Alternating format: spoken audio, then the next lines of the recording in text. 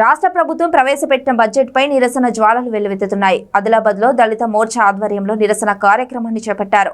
జిల్లా కేంద్రంలోని collector Chowk CM Revanth Reddy దిష్టిబొమ్మను దహనం చేశారు. ప్రభుత్వానికి వ్యతిరేకంగా నినాదాలతో హోరెత్తించారు.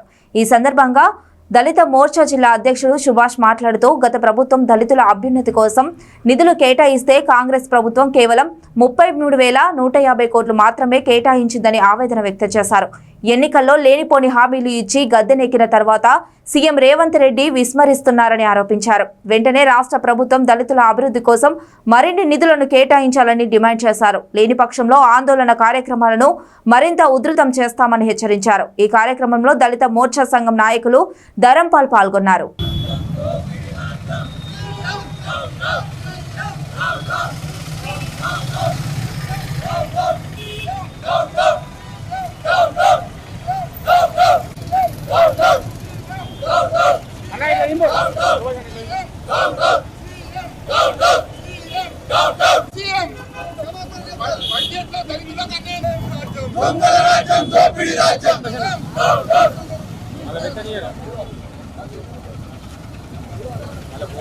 మొత్తం వచ్చేసి దూరం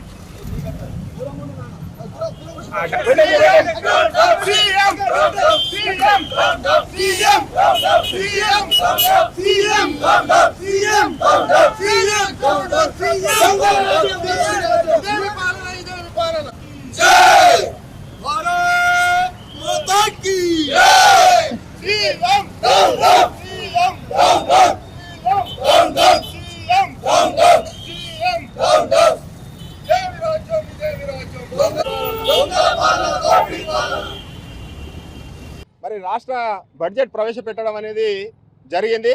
అందులో మరి ఎస్సీ కమ్యూనిటీకి సంబంధించిన బడ్జెట్ ఈ కాంగ్రెస్ ప్రభుత్వ హయాంలో మరి దళితులకు ఏమన్నా న్యాయం జరుగుతుంది అనుకుంటే మరి నిన్న ప్రవేశపెట్టిన బడ్జెట్లో గతంలో 36,750 కోట్లు కేటాయిస్తే మరి ఈ సీఎం గారు మాత్రం మరి 33,150 కోట్లను మాత్రమే కేటాయించడం జరిగింది.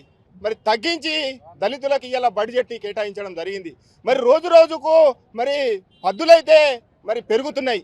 మరి దళితుల స్థితిగతులు మారాలంటే మరి బడ్జెట్లో పెంపు చేస్తారా, ఇంకా తగ్గిస్తారా?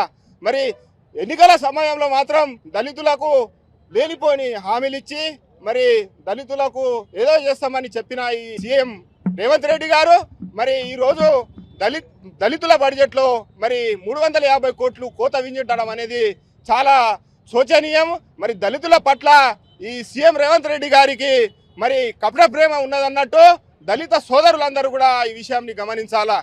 ఇవాళ చదువుకునే విద్యార్థుల నుంచి మొదలు కొనుక్కుంటే అన్ని రంగాలలో దళితులకు అన్యాయం జరుగుతున్నది.